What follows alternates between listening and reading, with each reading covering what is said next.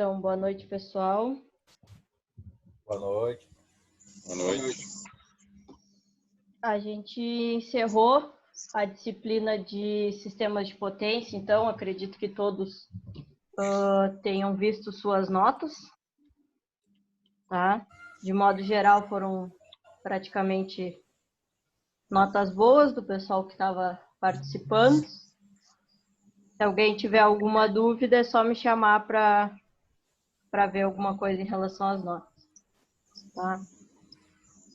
Hoje a gente recomeça a última disciplina de vocês no curso, tá? Então, a partir de hoje a gente vai ter automação 2, tá? As aulas vão ser todos os dias, de segunda a sexta. Faltam 8 aulas para a gente encerrar, ou seja, faltam 8 aulas para vocês encerrarem o curso. Então, a gente vai ter aula de segunda a sexta, segunda, terça e quarta da semana que vem. Dia 20 de maio, a gente encerra a disciplina e encerra o nosso curso. Tá? Então, entramos em contagem regressiva. Principalmente vocês, no caso, né?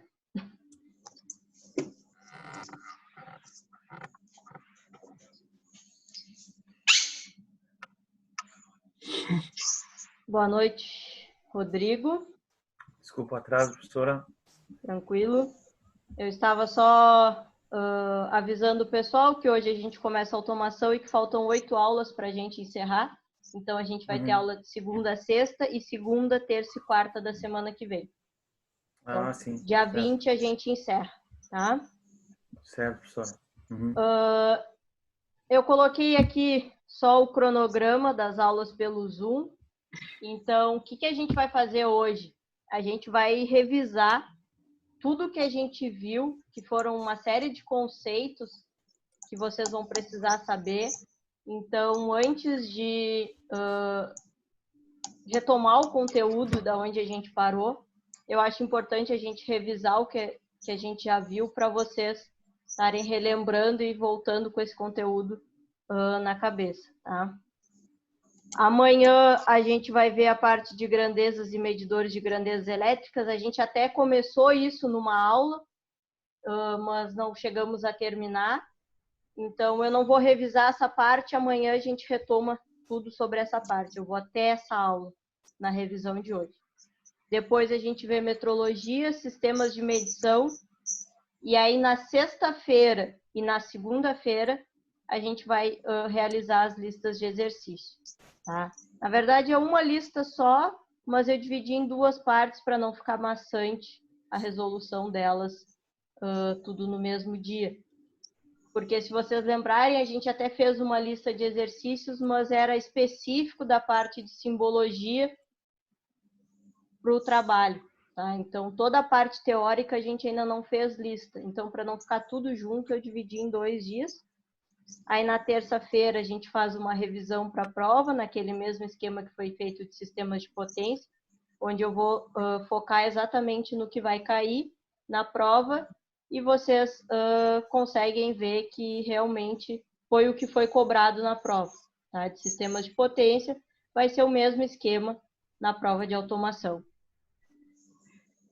Só que vocês fizeram um trabalho, tá? Que valeu 4 pontos já. Vocês ainda não sabem a nota desse trabalho, tá? Mas vocês já fizeram. E a gente teria 6 pontos da prova. Ao menos era. Já tem as notas, já, professor? Já tenho as notas. Mas eu não vou passar as notas. Agora eu vou dizer por quê. Eu ia passar as notas dos trabalhos e a prova ia valer 6 pontos. Tá? Eu resolvi mudar. Como eu gostei da maneira como foi a nossa aula de resolução de exercício, eu resolvi fazer em automação essa aula do dia 15 e essa aula do dia 18, cada uma vai valer 1 ponto. Show de bola. Vocês não vão ter que me entregar as listas, que nem foi em sistemas de automação. participar da aula, dando opção de resposta, pensando como poderia ser a resolução, vai ter um ponto garantido. Só que aí o que acontece? Se a pessoa gabaritou o trabalho e participou dessas 2 aulas, ela já atinge a média. E aí não pode ser que alguém não queira fazer a prova. Então, por isso, eu optei por não dar a nota do trabalho. Tá? Então, em troca de não saber a nota do trabalho, vocês vão ter 2 pontos pela participação nas listas. É uma troca válida. Melhor. Tá? Então, a prova de vocês vai valer só 4. Vai ser 4 do trabalho, 2 das listas e 4 da prova. Essa é a nota de automação. E trabalho era esse que eu não lembro? De automação? Nunca lembro de nada. O trabalho, Nicolas, foi o trabalho onde eu dei uma malha para vocês com uma série de instrumentos e vocês tiveram que identificar um por um. Ah, eu tenho ele. Tenho esse trabalho. E era para escolher, né? Acho Isso, que essa, vocês tinham que escolher e aí colocaram. Era basicamente igual a lista de exercício que eu dei, só que o trabalho, eu acho que tinham 30 e poucos e vocês tinham que escolher 15, se eu não me engano. Essa aí é a lista. O trabalho era baseado nisso aí. Tá? Então, é assim que vai funcionar a disciplina de automação. Quem, porventura, não conseguir participar de alguma aula em específico, entre em contato comigo, que aí a gente vai vendo caso a caso, tá? Quem é o Moto G8 Play, por favor, porque eu anoto quem participa, mas não tem imagem e não tem o nome. Como é que eu boto isso aqui? Não sei como é que boto. Não vai voltar?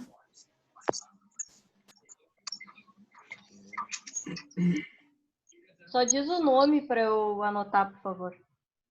Jean. É o Jean. Tá bem, Jean. O Jean. Feito, então. Então, vamos começar a revisão, tá? Do que a gente viu. Primeira coisa que a gente viu em automação foi alguns conceitos básicos utilizados na disciplina e também em automação de um modo geral. Tá? Então, a gente definiu instrumentação, instrumento, medida, sensor, transdutor, erro, tipos e fontes de erros, precisão e exatidão, erro máximo admissível, calibração, ajuste e classe de exatidão de instrumentos. Eu não vou relembrar todos aqui, mas eu vou relembrar alguns que eu julgo serem mais importantes para o meio que vocês lidam diariamente, tá? Então, como eu falei em algumas aulas presenciais, a automação ela pode ir para várias vertentes, né? E eu optei por essa disciplina levar para a vertente de instrumentação, porque, ao meu ver, é a área que está mais ligada à eletrotécnica. Tá? Então, a instrumentação e a eletro, elas caminham juntas na maioria das empresas de hoje. Tá? Então, a instrumentação, por definição, é a área da ciência que se ocupa do estudo, análise, desenvolvimento e aplicação de sensores e instrumentos para a realização de medidas e coleta de informações de grandezas físicas e a nível industrial. Resumindo, é toda a parte associada aos instrumentos de uma planta. Tá? Então, tudo que a gente vê relacionado aos instrumentos, a maneira como eles funcionam, que tipo de variável eles medem, está relacionado à instrumentação, certo? E a instrumentação nada mais é do que pode estar associada, tá? Sempre associada a um instrumento. Então, a gente não tem a instrumentação sem ter os instrumentos que compõem uma planta. Então, esses instrumentos são equipamentos ou dispositivos que têm a finalidade de quantificar. Então, vai realizar a medição da variável física em questão do nosso sistema. Tá? Sempre baseado no sistema de unidades que a gente também viu. Tá? Que é importante, sempre que a gente faz uma medição, associar essa medição ao sistema de unidades. E não colocar só um valor. Porque se eu colocar 15... a pessoa que vai olhar aquilo ali não vai saber se é 15 volts, 15 ampere, 15 quilopascal, 15 hertz, seja lá o que for. Então, eu sempre tenho que associar essa medida a um sistema de unidades.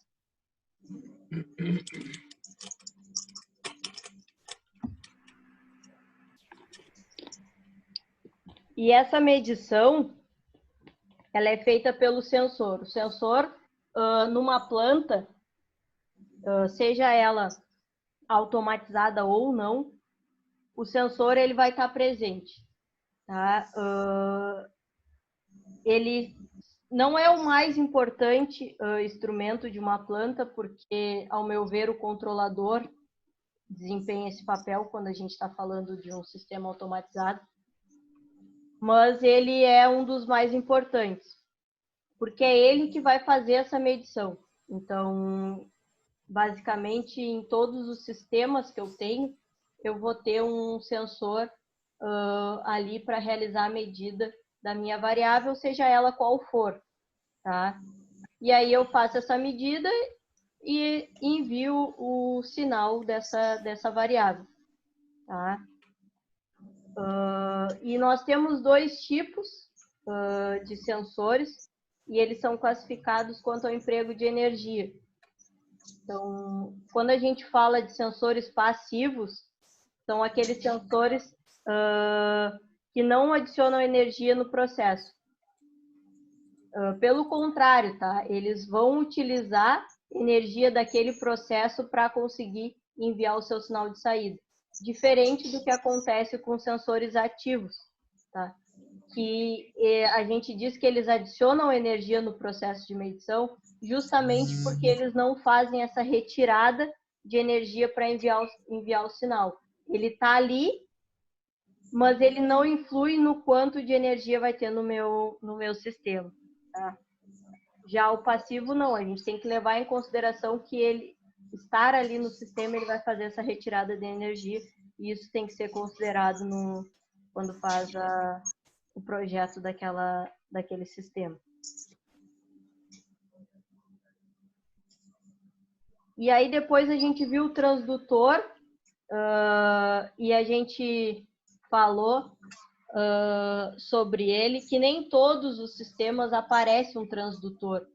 E aí eu expliquei que na maioria dos sensores esse transdutor ele já vem junto. Se vocês forem lembrar do que eu falei na aula, quando eu apresentei esses conceitos, alguém falou, acho que foi o Matheus, disse, mas eu nem sabia o que era um transdutor. Porque na maioria dos sensores novos, os atuais, esse transdutor ele vem embutido no sensor. Porque a finalidade dele qual é? É pegar a variável física, então eu estou medindo temperatura. Eu vou pegar os 100 graus Celsius que eu estou medindo, mas eu não vou enviar 100 graus Celsius. Porque o meu controlador, o resto do meu sistema não vai entender isso.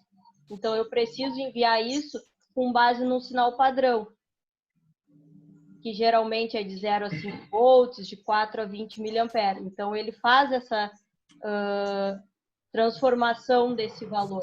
Mas alguns sensores já fazem isso. Eles já pegam a informação e já enviam no sinal padrão, tirando a necessidade de se usar o transdutor. Tá?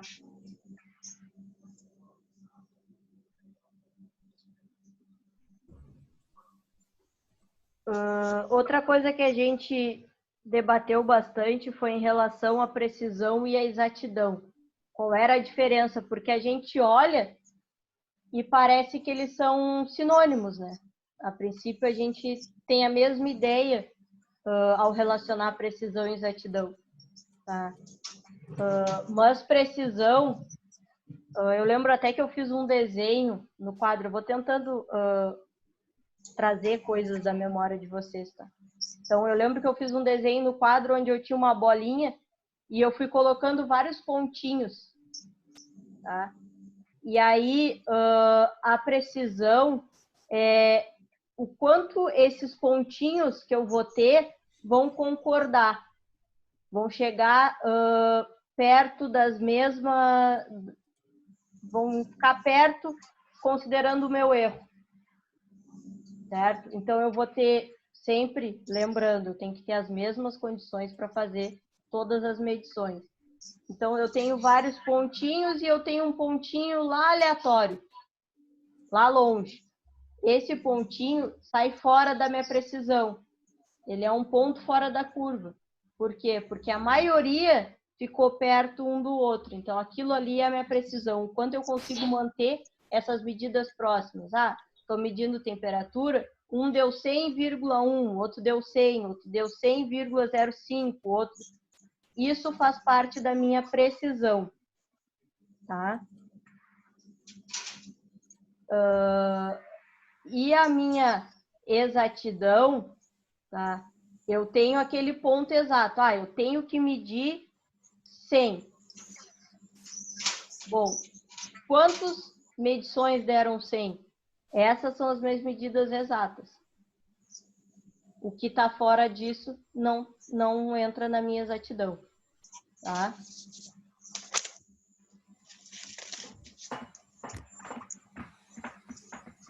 Outra coisa que a gente falou algumas vezes, na verdade, é a relação da calibração. Tá? Porque todos os instrumentos que vão fazer medidas, eles precisam estar calibrados. Porque senão eu posso estar achando que ele está medindo tal valor e essa medida ela é inconsistente com a realidade. Então, o processo de calibração é um processo bem cuidadoso, nesse sentido de deixar sempre os instrumentos aferidos, né? Consequentemente, é um processo bem caro, tá?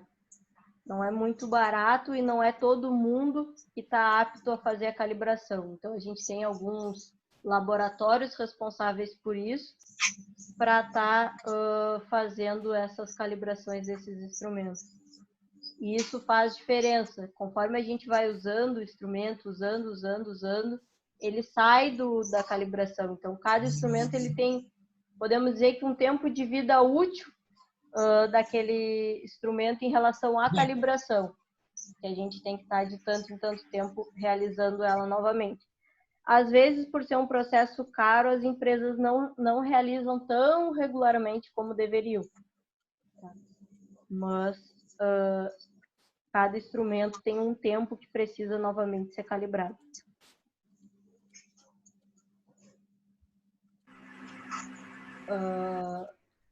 Diferente de calibração é o ajuste, tá? Porque às vezes a gente confunde isso. O ajuste é quando eu pego o meu multímetro e vou lá e ajusto ele. Tem alguns multímetros que tem o ajuste ali. Para quando ele estiver no zero, ele realmente está marcando zero. Mas é os analógicos, né? Isso. Só, no caso, o exemplo do multímetro, que é o mais claro que a gente tem, né? Nesse ponto. Sim, tu regula no trimpô dele ali. Isso não é calibração. Isso é ajuste. Gambiarra. Gambiarra. É um nome mais bonito para gambiarra. Por quê? Porque são instrumentos que a gente está usando ali no dia a dia. E aí imagina se toda hora eu fosse mandar um multímetro calibrar. Não tem. É impossível numa empresa.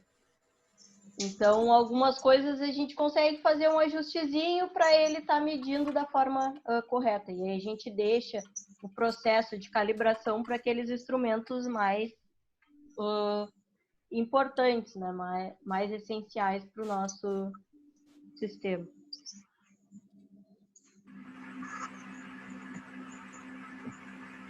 Isso aqui tá uma mistura de todas as aulas que a gente foi vendo, tá? Eu nem me lembro se está na ordem das aulas, mas fui fazendo um apanhado geral. Com base já mais ou menos nas listas também. Aí a gente viu a relação dos padrões, tá? O que que é? Eu consegui pegar um sistema de um outro país e entender ele aqui. Porque isso acontecia muito. Cada empresa adotava o padrão que queria, a maneira como queria colocar as coisas na planta, de como queria chamar os instrumentos, como queria. E aí eu levava isso para uma outra empresa, ou vinha uma pessoa de fora para fazer a leitura daquele projeto e ele não entendia nada. Tá? Então, a gente, conforme a automação foi avançando, nós fomos padronizando uma série de coisas. Quando a gente fala, então, de padrão de medição, a gente associa isso a um objeto físico capaz de representar uma unidade de medida. Tá?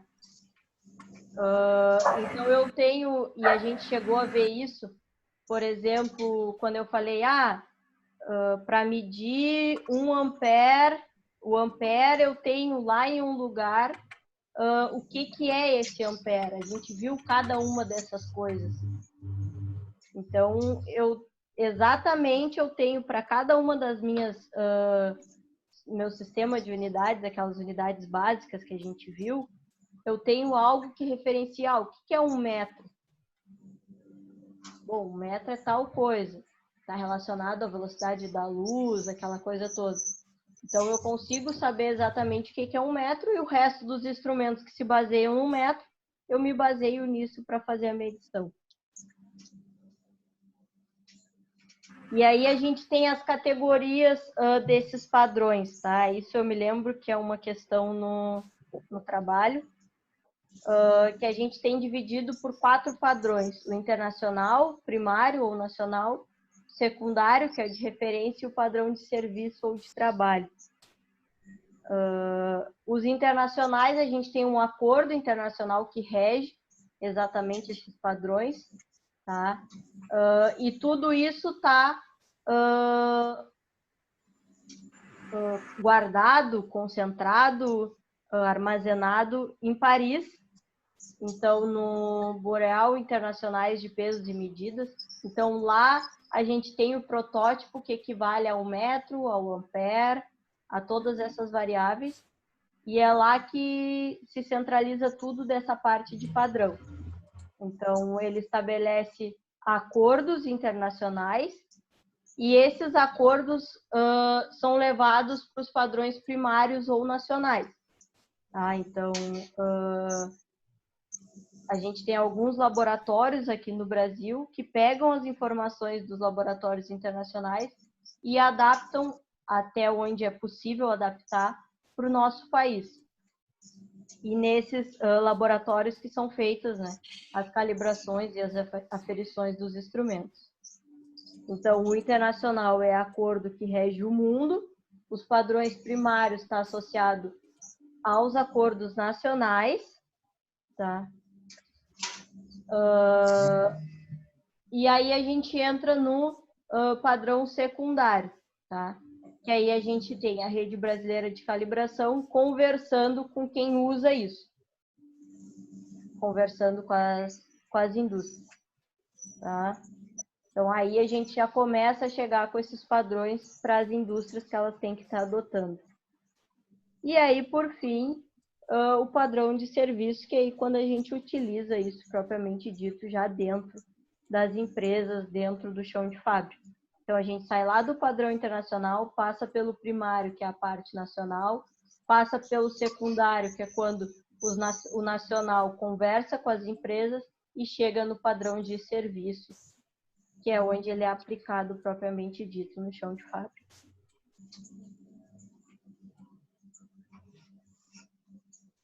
E aí, como eu falei,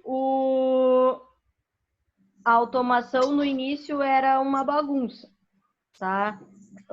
Cada um fazia o que queria, cada um chamava as coisas como queriam. E aí começaram a surgir instrumentos, e esses instrumentos, um dizia que era tal coisa, o outro dizia que era outra, até que se precisou padronizar isso, para que a gente conseguisse definir, o que é realmente um controlador? Quais instrumentos se encaixam nessa classe chamada controlador? Quais instrumentos se encaixam dentro da classe chamada sensor? E assim por diante, tá? Além de dizer, claro, quando eles são localizados no campo e localizados no painel, como a gente viu na aula de simbologia, tá? Isso foi uma sacada quando a automação começou a ganhar força, porque eu olhava para uma planta no início e aí eu tinha os instrumentos. Aí eu pegava, eu quero tal instrumento. Aí eu não sabia se eu tinha que olhar lá no painel ou se eu tinha que olhar no campo. Aí eu saía atrás do instrumento. Ia num lugar, se não fosse, ele estava no outro. Aí tá. E se eu tivesse uma empresa grande, que nem a Yara, por exemplo, eu tenho várias malhas. Até quando eu ia ficar procurando aquele instrumento?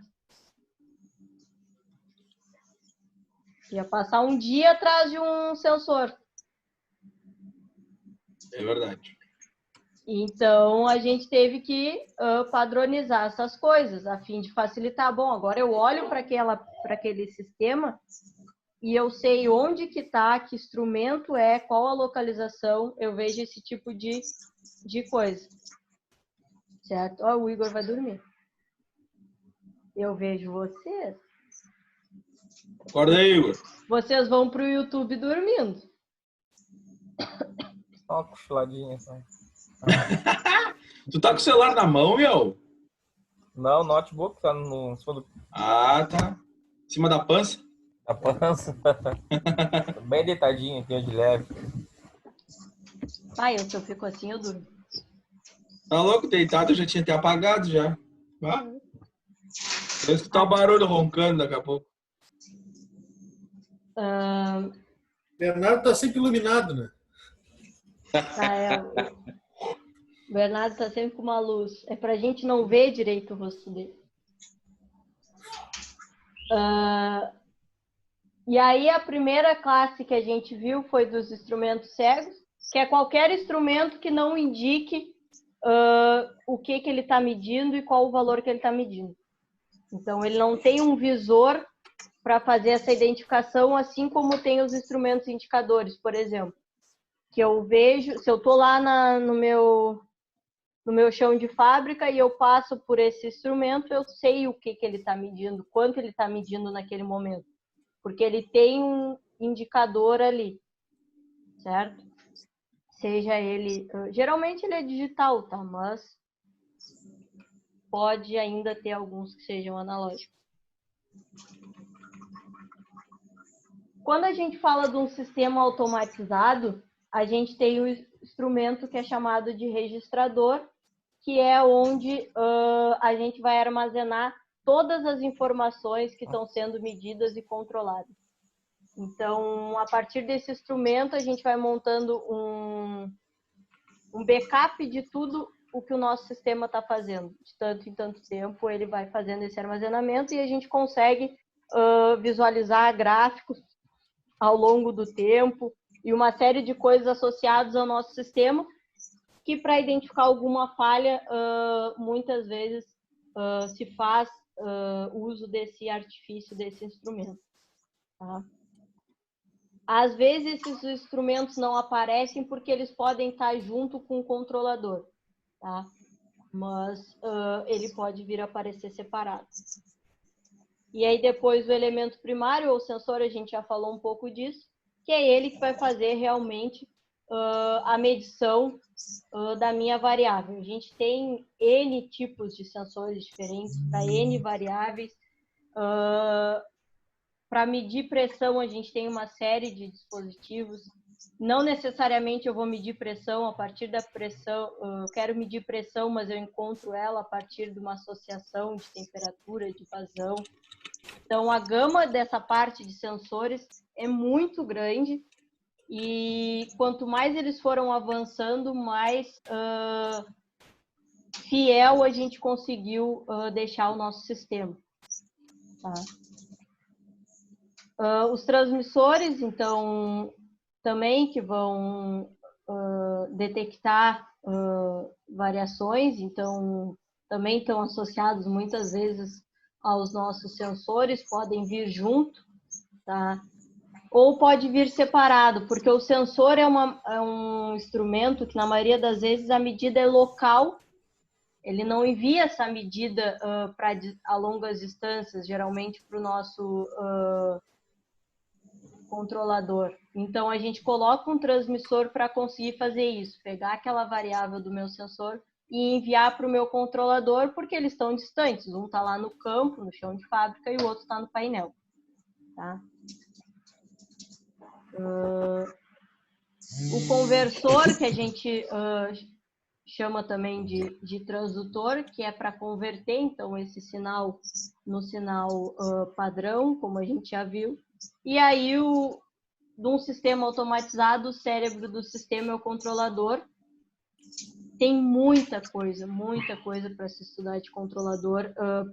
Uma disciplina de automação 2 poderia ser dada só estudando os controladores. Tá? Pô, é massa, depois o cara começa a trabalhar com isso aí, porra, o bagulho é as veras.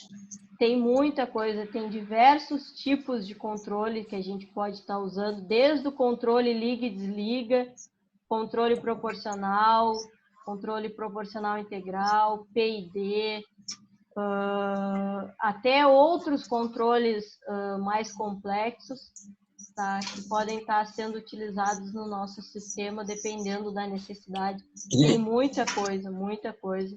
Como se calcular, quais os tipos de controladores.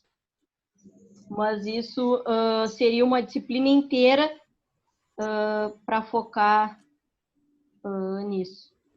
A minha disciplina de automação, quando eu fiz na FURG, eu tinha 5 aulas por semana relacionadas a isso durante um ano inteiro.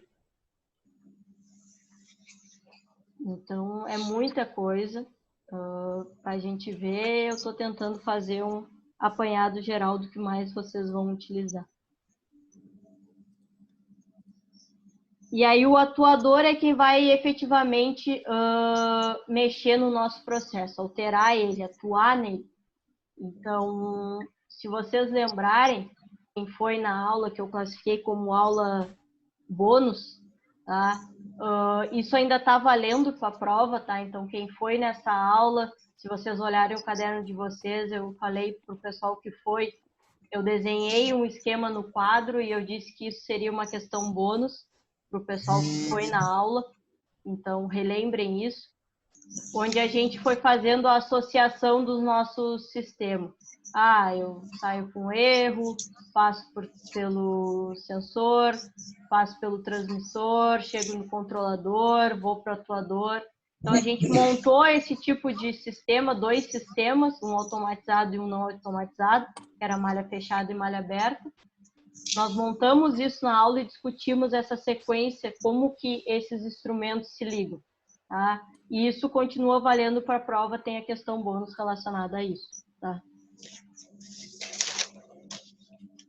E aí depois a gente entrou especificamente no que os instrumentos medem e como que a gente interpreta essas medidas ou como a gente interpreta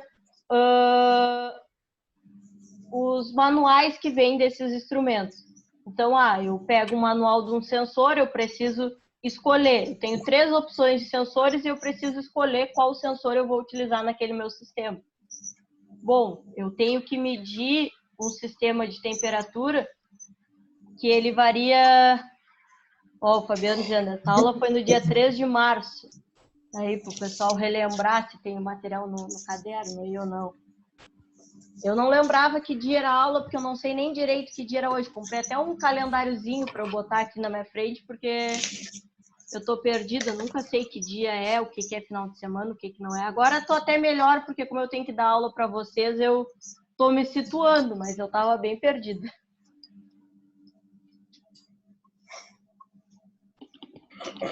E aí a primeira coisa que a gente viu foi a faixa de medida, ou range. A gente costuma chamar de range, tá?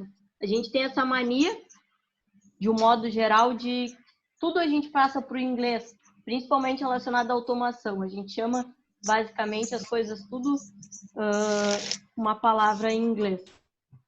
Então, a gente chama de range, que é o quanto o meu instrumento consegue medir, de quanto a quanto. Então, se eu tenho um termômetro e ele dá, eu vejo ali a marcação dele, que ele mede de 0 a 50 graus Celsius, esse é o meu range, tá?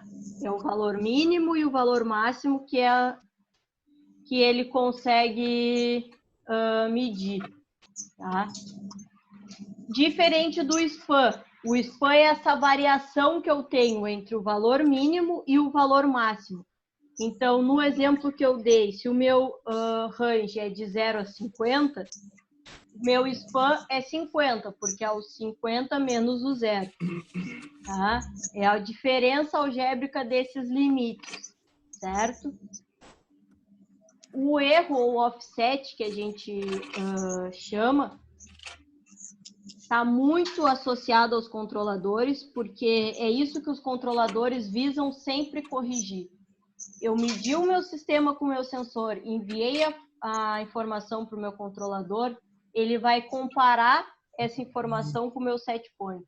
Ah, o meu sensor tinha que medir 30 graus Celsius e ele está medindo 35. Então, o que eu preciso fazer para diminuir em 5 graus essa temperatura? De repente, abrir uma válvula que entre um pouco mais de água gelada, por exemplo. Bom, então ele manda o sinal para o atuador para fazer isso no meu sistema. Então, o erro, ou offset, é sempre o que a gente busca corrigir. A gente sempre quer que isso seja 0, mas ele quase nunca é 0. Tá? E aí o set point que eu falei, então, é o valor específico que eu quero que o meu processo esteja, nesse caso 30 graus. Bom, aí eu permito que ele esteja de 29 a 31, tá? Fora disso, o meu sistema ele atua para estar corrigindo esse valor, certo?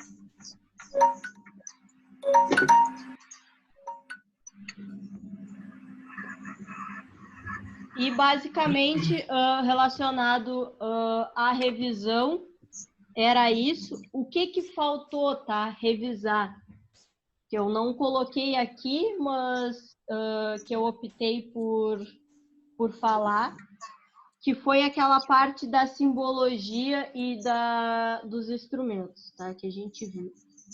Se todos lembram, não sei se o Nicolas acabou lembrando do trabalho, a gente fez uma lista primeiro, depois passamos para o trabalho, onde a gente tinha aquela tabela, certo? Nós tínhamos uma tabela onde a gente via, se eu tenho um sistema, por exemplo, um TIC. O que é um TIC? Um TIC? O que seria isso? Controlador indicador de temperatura? Isso. Um controlador indicador de temperatura. Então, for esse tipo de coisa que a gente viu relacionado à simbologia. Fizemos o trabalho relacionado a isso. E também a identificar se ele está montado no painel, se ele não está montado no painel, que tipo de sinal ele está recebendo, que tipo de sinal está saindo dele, então se é pneumático, se é elétrico, se é de suprimento, se é de software, esse tipo de coisa para identificação de um sistema como um todo. Tá? Então, eu não coloquei aqui, até porque essa parte eu não vou cobrar de novo. Tá? Então, esse material era mais para revisar o conteúdo que a gente já viu associado ao que vai cair na avaliação. Tá? Então, aqui já tem uma parte do conteúdo das listas de exercícios. E aí, nas próximas 3 aulas, se eu não me engano, a gente completa esse conteúdo que cai. A gente viu mais coisas, mas eu não coloquei aqui, que é questão de sistema de medição específico, tá? Então, quais são as unidades padrão, metro, metros por segundo, ampere, volt, esse tipo de coisa, porque isso já está meio intrínseco numa série de conteúdos que a gente viu e também já do dia a dia de vocês do curso, vocês já sabem esse tipo de coisa, que a corrente é ampere, tensão é volt, esse tipo de coisa, tá? Então, a minha ideia hoje era essa, era revisar com vocês, porque eu não queria sair colocando conteúdo sem relembrar algumas coisas, até porque às vezes eu estou dando aula e aí eu pego e, quando a gente viu tal coisa e aí vocês não lembram, porque faz muito tempo, é normal isso. Mas nem eu lembrava direito que eu tinha dado para vocês. Então, por isso que eu fiz essa aula hoje, somente disso. Como eu sabia que só eu ia falar, não ia ter a participação de vocês, fiz ela mais curta por causa da relação do sono e de não ser muito maçante, tá? Então, amanhã a gente começa com a parte das grandezas e dos medidores, que é o conteúdo novo, e seguimos com nesse mesmo esquema de aula até o dia 20, certo? Certo. Ó, peraí, vamos ver o que o...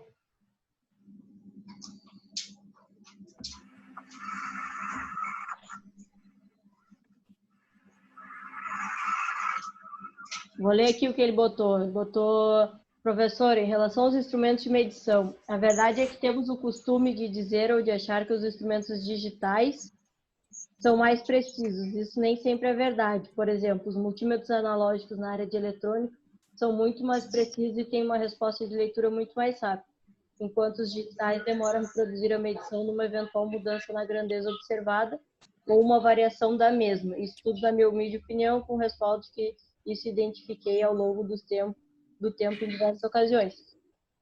Com certeza.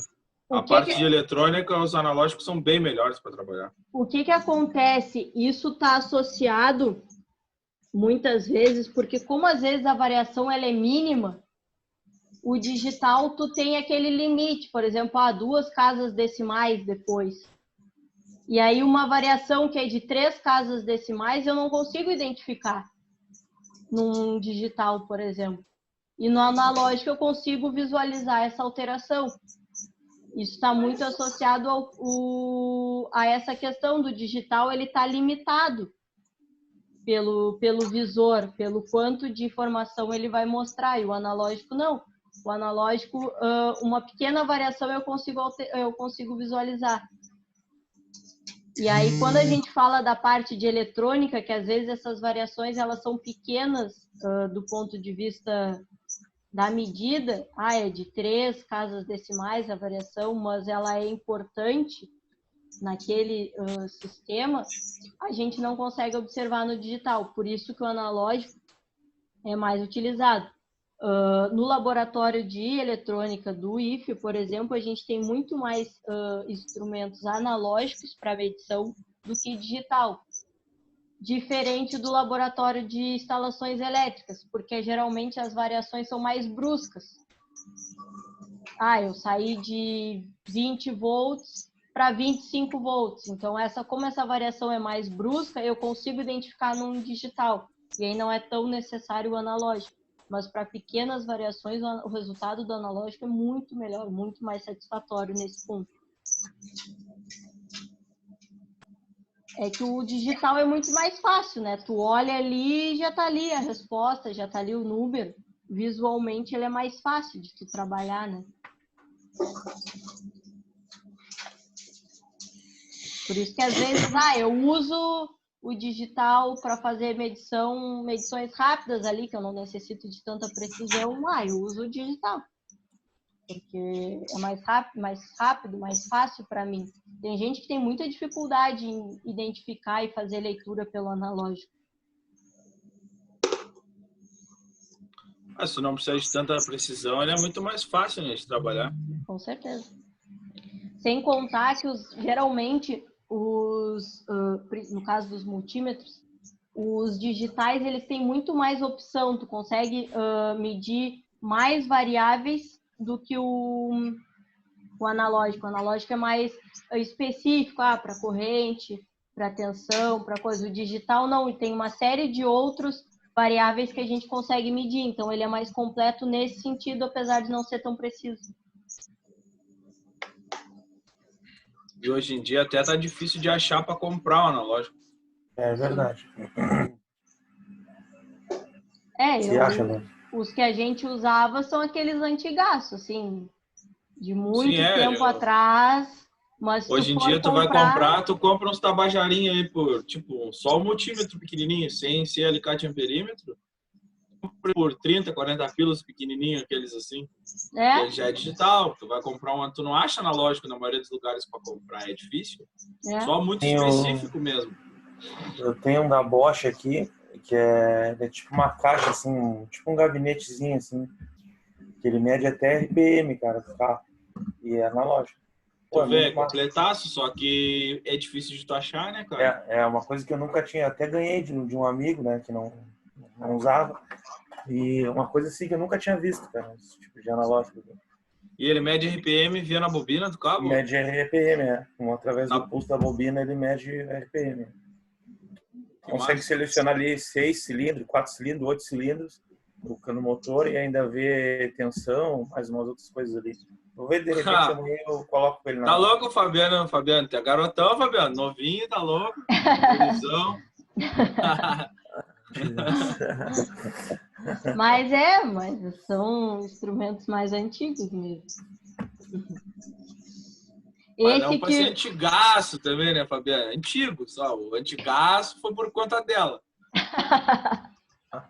Mas é antigaço, Fabiano, é antigaço. O importante é funcionar. Falou o garotão aí do bambolê aí, Fabiano. Belezinha. Tá de férias, hein, belezinha. Ô, Rodrigo. Oi. A próxima aula tu não vem sem camisa, tá? Bota uma camisa pra vir. Ô, rapaz, tá louco, cara? E tô bem aquecido aqui, tio. E a próxima vez, ô, Bernardo, desliga esse holofote aí que tem atrás de ti. Pois é, cara. O cara não consegue te enxergar. Tu insiste em botar essa luz aí, cara. Bah. Eu troquei de peça, mas minha peça não dá de ver, só luz. Mas tem lâmpada ali. O telefone não é bom, ó. Tá brilhando a lâmpada e o cucuruto dele lá, tá sem cabelo, tá num brilho só. Tem que fazer um projeto luminotécnico aí dessa pedra, não tá bem distribuída essa iluminação aí. Nem parece que o cara fez aquele monte de aula aí. Casa de ferreiro, espeta de pau, né, ô Bernardo? É o telefone que é ruim, tá ruim mesmo. Tá safo, tá safo. Tá, pessoal, hoje era isso da aula, essa revisão. E aí amanhã a gente retoma com os conteúdos propriamente ditos, tá? Tá ok, professor.